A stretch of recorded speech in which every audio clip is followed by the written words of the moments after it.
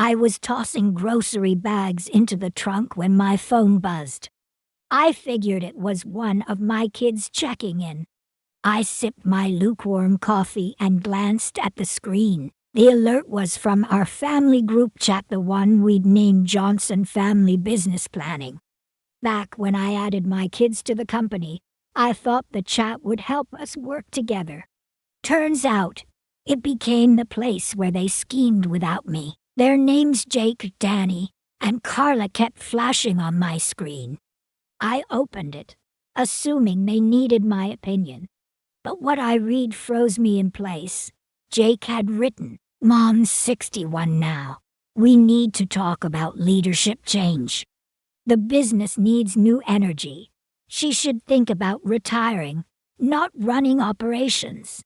Then Danny chimed in, backing him up. He wrote, "Exactly, she's done great, but we can't keep moving forward with her stuck in 1998. Carla, my baby, the one who used to doodle at my desk while I negotiated contracts, added her thoughts. She wrote, "We love her, but she's too old to lead the company into the future. It's time we take over. She can stay part-time if she wants. Part-time." In the very company I had built from nothing after their father died. I sat in my car, not crying, not responding, just staring at the typing bubbles as they came and went. They were plotting to push me aside after 30 years of sacrifice. But instead of breaking down, I smiled. I even chuckled, because while they thought they were moving me out, I had been quietly preparing too. They saw gray hair and outdated habits. What they didn't see was the network of contracts, relationships, and leverage I'd been piecing together all along. So I typed back one short line. "Understood. See you at the meeting tomorrow." Then I drove home. I wasn't sad. I wasn't angry. I was ready. They were about to learn that their mother wasn't built to be pushed around. Before I go further, let me back up a little. My name's Susan. I'm 61, and apparently my expiration date has been stamped. At least that's how my own kids see it. I launched Johnson Print and Supply when I was 31. Robert, my husband, had just died from a sudden heart attack. I had 3 kids under 10, no degree, and nothing but a stack of unpaid bills on the kitchen table. Neighbors dropped off casseroles, but no one offered a real solution. The day after the funeral, I stared at a past-due gas bill and realized no one was coming to rescue us. So I decided I'd do the saving myself. I sold our minivan, took out a second mortgage, and rented an 800-square-foot unit in the industrial district. Inside was one aging printer and a box of business cards that simply read, "Susan Johnson, owner." No catchy slogan, no website, just me and a mountain of debt. In those early years, I'd scoop up the kids after school and drag them to the office. I threw some toys in the back corner and found a beat-up couch from Goodwill. Carla would curl up under a folding table with her blanket while I worked through invoices. Jake was dialing flyers when he was barely 8. Danny would sort scrap paper like he was part of the crew. I skipped holidays. I gave up sleep. One night I ran a 5,000-copy rush job while Carla, burning with fever, slept in my lap between print runs. There were months I couldn't pay myself. I kept my staff afloat while I ate peanut butter sandwiches. I even pawned my engagement ring to keep a supplier from cutting us off. That ring was the last piece of Robert I hadn't given the kids, and it bought me 30 more days to survive. When Jake finished college and told me he wanted to join the company, I cried in the Applebee's parking lot. Not from joy, out of fear. I didn't want him tethered to something so fragile, but I couldn't bring myself to say no. His belief gave me courage. Danny came aboard a few years later. Then Carla followed. I carved out space for each of them, wanting them to grow into the business, not just inherit it. Every time we landed a big client, we'd celebrate with pizza. When the company hit its first million, I gave each of them a bonus check and framed one copy in the break room with the words, "Built together, to me." That's what the business was, a family legacy, not just paperwork but pride. I turned down buyout offers because I believed this was ours to pass down. But now, those same kids were plotting to sideline me. The business I had bled for was suddenly a burden they wanted off their shoulders. The group chat that flipped everything on its head started off looking innocent. For months we'd tossed around ideas about future planning, but nothing concrete ever came from it. Then, last Tuesday, a message lit up the family business chat. Jake kicked it off. "It's time we have a serious conversation about the future of Johnson Print and Supply. Meeting Friday to discuss leadership transition."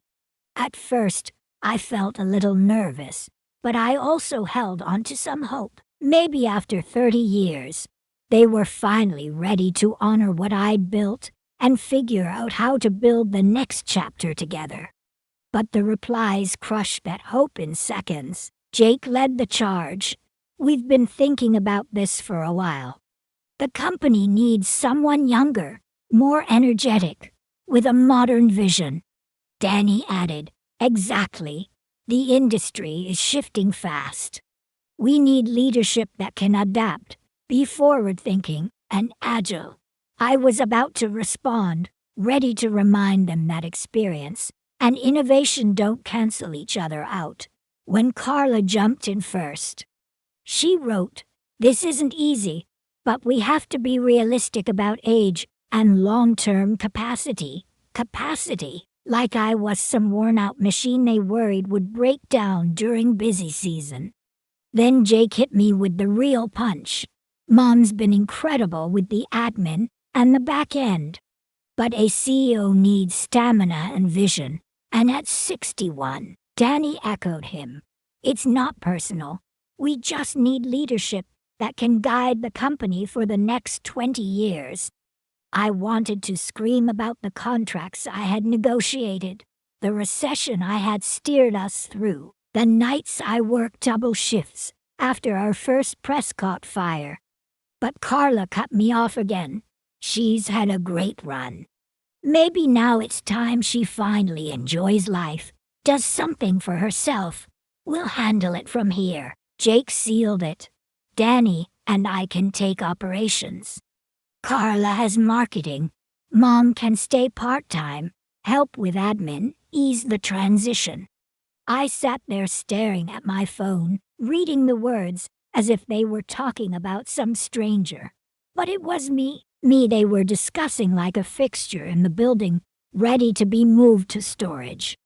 And what stung the most wasn't even the plan, it was their tone. Casual, confident, already decided, like this was just another item on their to-do list. That's when I realized this hadn't started on Tuesday. They'd been plotting it quietly for weeks. Secret talks, private plans, strategizing behind closed doors. They hadn't included me because, in their minds, I no longer mattered. The very next morning, I could feel the shift the second I walked into the office. Carla's husband, Tony, was in the lobby arranging mock-ups for some flashy new brand refresh. Jake was strutting around with clients like he already had the title on his business card. Danny had pinned up a new floor plan he'd drafted for efficiency. No one said anything directly, but the energy was loud enough. They carried themselves like the handoff had already happened. That evening, Jake called me. His voice was upbeat, too polished. "Just wanted to prep you for tomorrow, Mom. We want this to go smoothly.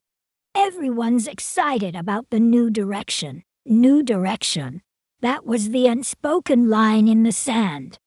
They weren't interested in expanding what I'd built. They wanted to replace it. Replace me. He reassured me that I'd still have a role. Helping with admin, he said. Helping, like some part-time assistant. I didn't argue. I didn't plead. I just said, understood. See you tomorrow. Later that night, I sat in my living room, staring at the old framed photo of our very first storefront. The kids were tiny in that picture, Danny with ink smeared on his cheeks, Jake clutching a clipboard like it was treasure, Carla perched on my hip with wide eyes taking it all in. I had built this whole world for them, and now they had decided it was theirs alone. I went to bed quiet, but not defeated. Sleep never came. I spent the night planning. Wednesday morning, I showed up at the office like I always did. Same blazer, same coffee thermos, same tea card, but the looks I got told me everything had changed. Tony was by the front desk when I walked in. He wouldn't meet my eyes at first, then forced a half-smile that looked more like a grimace. "Morning, Susan," he said, his voice tight, polite in that way people speak at funerals. "Morning," I replied evenly. He hesitated, then asked, "You doing okay with everything?" "With what?" I asked. "Oh, just the changes. Heard there's a meeting Friday." He immediately looked like he regretted mentioning it, muttered something about deliveries, and rushed off. So the word was out. It wasn't just my kids who had mapped out my future. They'd spread the plan like neighborhood gossip. In the break room, I ran into Rebecca, Jake's wife. She's never worked a day in the business, but she floats in sometimes like she owns the place. She came over with that syrupy tone people reserve for patients fresh out of surgery. "Susan, honey, I just want you to know no one thinks less of you for stepping back. 61 is still young. You could travel, find hobbies, maybe even start dating again." I almost laughed out loud.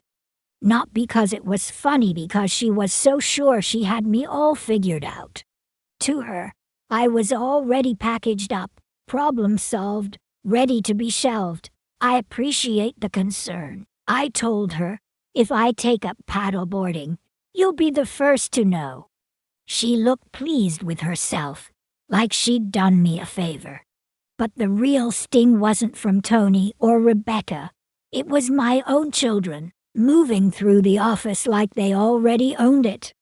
Jake rearranged the front desk, copying some LinkedIn-inspired startup look. Carla paraded a designer through the halls, pointing at walls and whispering about millennial branding. Danny blocked off meetings with our top clients on the shared calendar without even telling me. They weren't waiting for Friday. They were already acting like it was finished. That night, I tried to distract myself by scrubbing the kitchen from top to bottom. Didn't help. Around 8:30, Jake called again. His tone was cheerful, almost rehearsed. "Just wanted to check in before tomorrow, Mom. You good?" "I'm fine." "Jake, what's up?" "Well, tomorrow might feel a little formal, but we're doing this with love, okay?"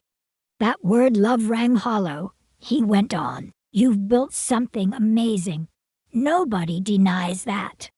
We just think it's time you enjoy life. Let us carry the weight now. Enjoy life. Like the business I fought for wasn't part of my life."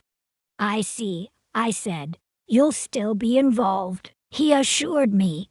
"Part-time, admin, vendor paperwork. The things you're already great at. Smooth transition, no pressure." "I hear you," I replied. "Good," he said, relieved. "See you at 2 tomorrow." When he hung up, I just stood there with my hands pressed against the counter. I had built this company from the ground up. Every invoice, every loan, every risk. And now I was being politely told I wasn't needed. The worst part was, they weren't doing it to be cruel. They thought they were being logical, using words like transition and next generation leadership, as if stripping me of my life's work was just a spreadsheet adjustment. That night I realized I wasn't going to argue. I wasn't going to beg for scraps at a table I had built. I would let them walk into that meeting thinking they'd already won. Then I'd show them exactly what they'd underestimated. Friday came like a storm I'd seen rolling in all week. I didn't rush that morning. I brewed my coffee, reviewed my notes, and straightened the folder I'd prepared the night before. I wasn't nervous. I was ready, and that's a very different thing. The meeting was set for 2 at 1:45 on the dot. I walked into the conference room. Carla was already inside with some young designer I didn't recognize, pointing at color palettes on a tablet. Jake and Danny sat across the table with papers spread out, dressed like they were pitching to venture capitalists. Not one of them stood when I entered. No one offered me coffee.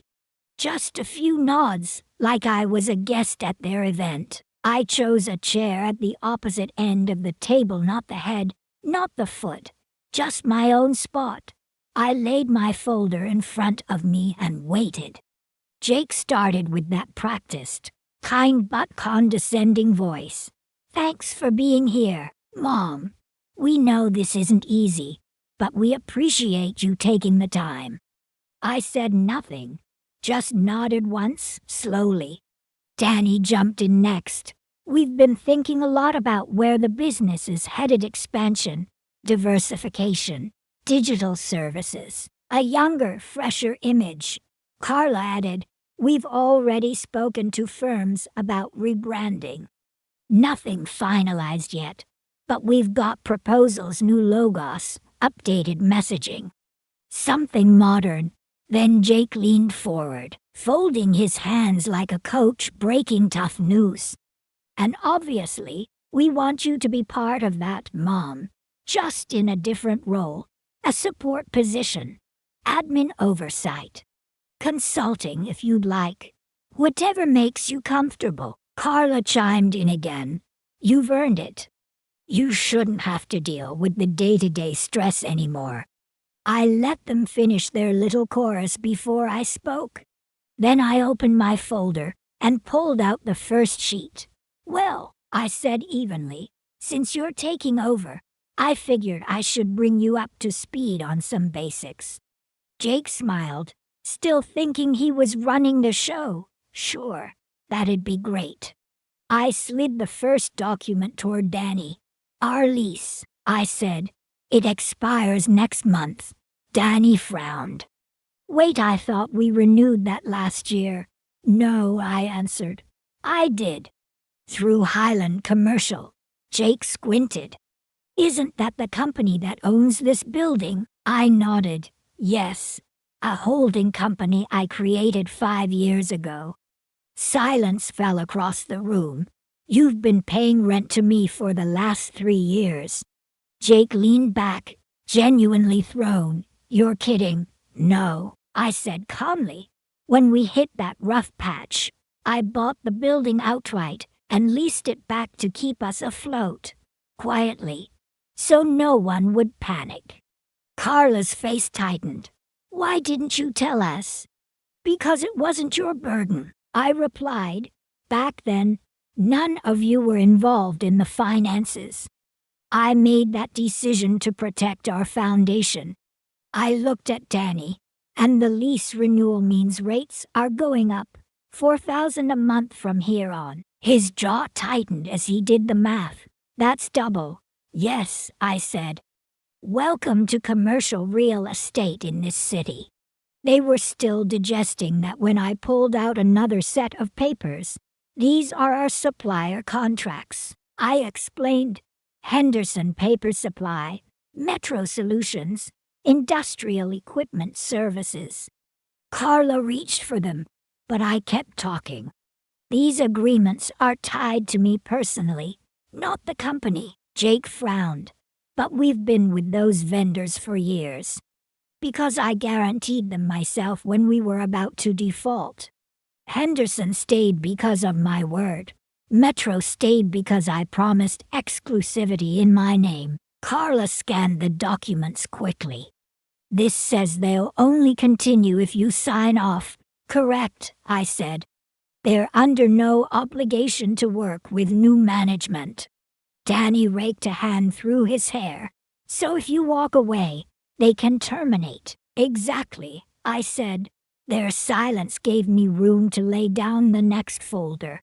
These are our business credit lines. Every one of them is tied to my personal credit. Without me, they're frozen until new guarantors are approved. Could take months, maybe longer. Jake's face paled. And finally, I said, placing the last set of papers gently on the table, our client service agreements. Patterson Industries, City Government, Riverside Medical. Danny picked up Riverside's file and skimmed it. All of them requested my direct involvement, I said. Each has a clause allowing termination if I'm no longer managing their accounts. Jake looked up. So if you step aside, they can walk. I finished. I folded my hands on the table. So yes, if you'd like to take over, be my guest. You'll have no building, no suppliers, no clients, and no credit. The room went still except for the shuffle of paper in their hands. Jake finally broke the silence. Mom, we didn't know. I know you didn't, I said. You never asked. Carla lowered her eyes to the table. We weren't trying to hurt you. We just thought. You thought I was tired, irrelevant, in the way. She didn't answer. I gathered the papers back into my folder slowly, neatly, deliberately. Then I looked at each of them in turn. Jake, Danny, Carla. I'm not angry anymore. I'm not even hurt. But I do want you to understand something. They sat there frozen, waiting. You tried to claim a crown without laying a single brick of the foundation. That's not how this works. I let the silence do its work. Which means you now have two choices. Confusion flickered across their faces, then unease. This isn't revenge, I continued, my voice calm. It's a lesson you should have learned years ago. I leaned forward slightly. Option 1. Each of you hands me your resignation letters by the end of next week. You're free to strike out on your own. Build your own vision. Take your own risks. That's how I did it. They said nothing. Option 2. I resign. Their heads snapped up. And if I resign, I said clearly, you already know what happens. The building, the suppliers, the clients, the credit, all of it goes with me. You'll have nothing left to run. Carla's mouth opened, but I raised a hand. I'm not opening this up for debate. I'm giving you a choice. You have until Friday. And with that, I stood, tucked the folder under my arm, and walked out. The door closed behind me with a soft click. No shouting, no slamming, just the quiet sound of power shifting back where it belonged. The next morning, I walked into the office at 8:05 sharp, just like always. Same blazer, same keys, same steady stride down the hallway. But the air was different, too quiet. The kind of silence that settles when people don't know which side to take. A couple of employees passed me near the break room. No chit-chat, just polite nods. Hannah from accounting looked like she wanted to say something, but thought better of it. I didn't blame her. Nobody wanted to make the wrong move too early. At my desk, 3 new emails waited. The first was from Patterson Industries, confirming our renewal contract addressed only to me. The second was from Metro Inc., double-checking that I was still their point of contact. The third was from Jake. It was just one word. Chat. No greeting. No signature. I didn't open it. Not yet. By noon, Carla emailed too. Hers had more polish. Typical of her. Hi, Mom. I think it would be helpful for us to regroup. Maybe clear the air. Let us know what works for you.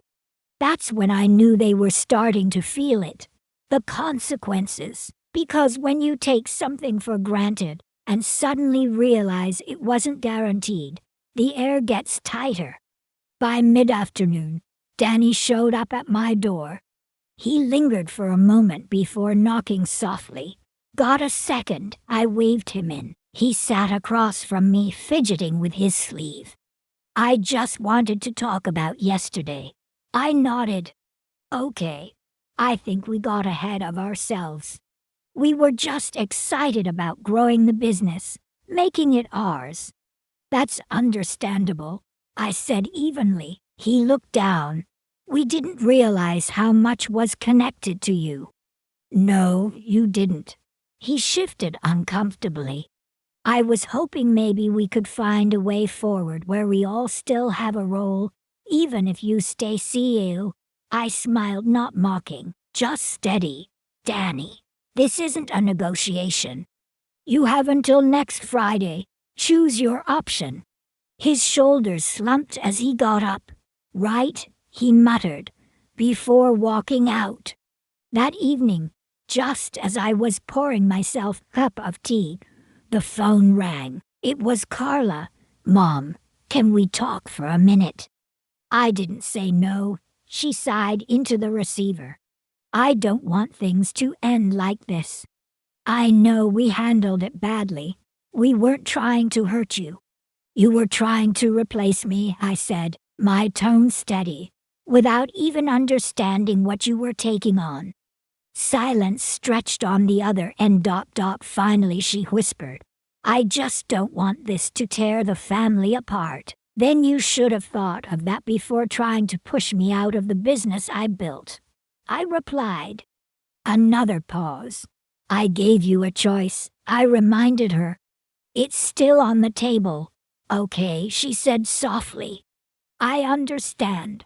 I believed her, but I also knew she wasn't ready to face the full weight of it yet. Over the next few days, messages kept rolling in. Vendors reached out, clients checked in, credit advisors followed up, and every single one of them wrote to me, not to Jake, not to Danny, not to Carla, because the relationships weren't with a brand. They were with me, my name, my word, my trust. Each time I forwarded a message to the shared inbox with a short FYI, I knew it stung, but I didn't gloat. I just kept doing my work. On Wednesday, I sent a company-wide memo. No bold fonts, no dramatic tone, just this. As many of you know, we are in the middle of a leadership transition. Given recent events, I have requested formal resignations from Jake, Danny, and Carla by the end of next week unless they choose to remain in their current roles under my leadership. This is not the end. It is a moment for clarity. Our clients, vendors, and staff deserve stability, direction, and honesty. That is what I will continue to provide. Thank you for your professionalism. That email spread faster than gossip ever could. People didn't say much, but I noticed the change. A sticky note appeared on my desk. Thank you for not giving up on what you built. Someone from production nodded as I passed and said quietly, Glad you're still here. It wasn't applause. It was respect. Friday the deadline finally came. Carla's resignation landed first. Typed, formal, precise, no emotion between the lines. 2 hours later, Danny's came in. His was messy, with misspellings and run-on sentences. He rambled about needing to find his own path. I believed he meant it. Jake held out the longest. At 4:15, his email arrived. Fine. Good luck. That was all. No greeting, no closing, just 3 bitter words. I didn't respond to any of them.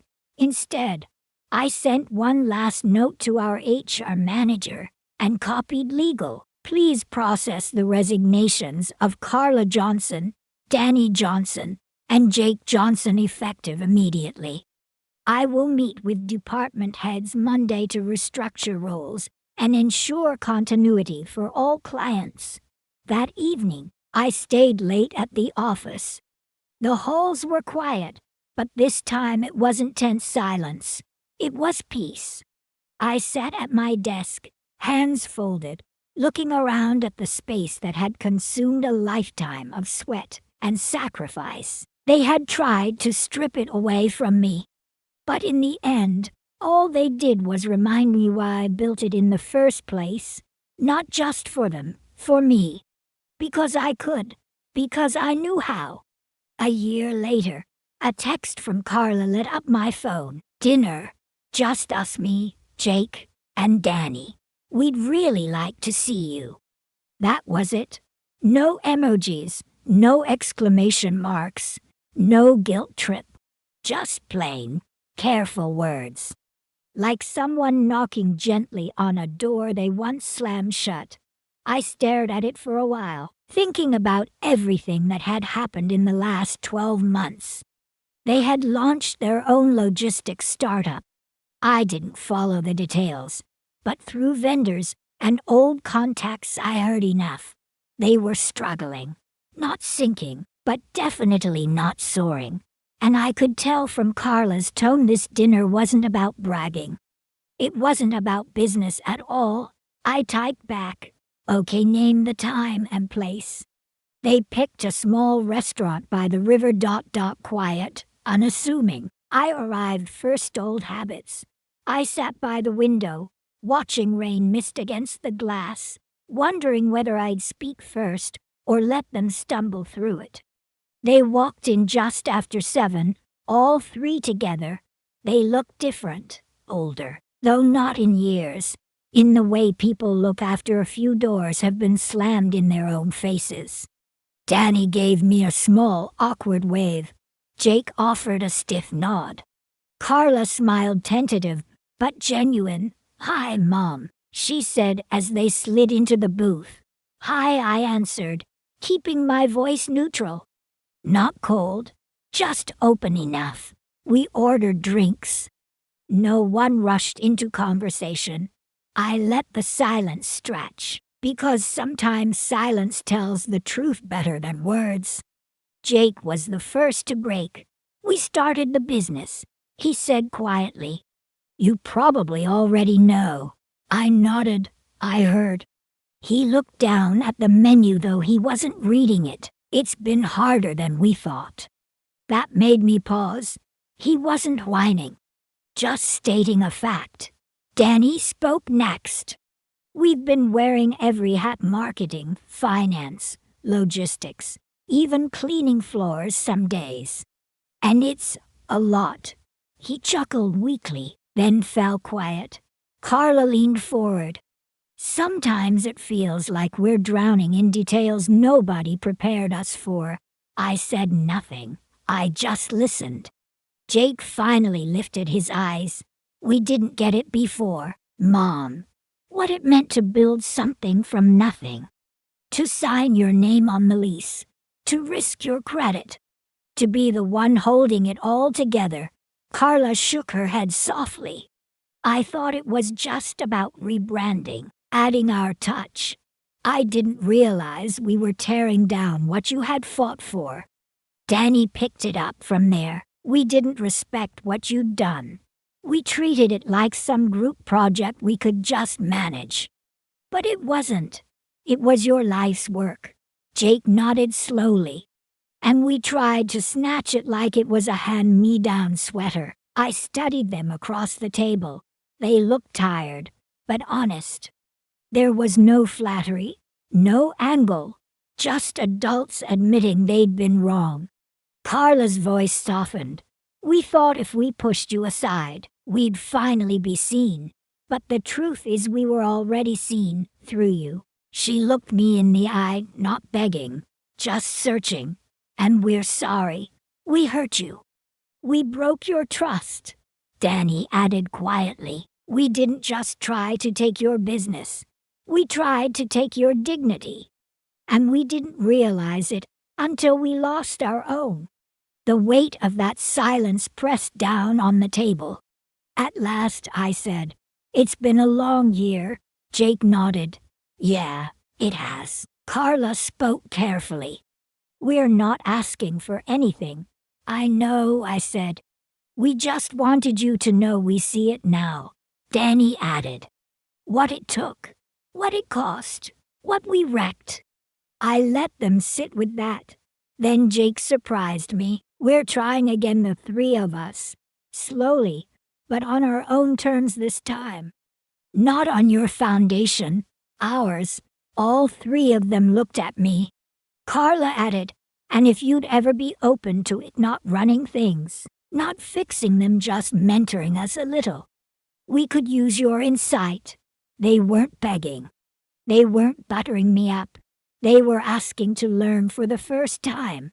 I looked at them, my children, not perfect, not healed, but maybe finally grown. I took a sip of wine and set the glass down. Next Thursday worked for a follow-up. Their smiles were quiet, restrained, but real. For the first time in a long while, we sat together, not as rivals, not as adversaries, but as a family starting over, the right way. So that's my story. I'd love to know what you think. Was I too harsh, or did my kids need that wake-up call? Share your thoughts in the comments. And if you want to hear more stories like mine, don't forget to subscribe, because life doesn't stop teaching us lessons, no matter our age.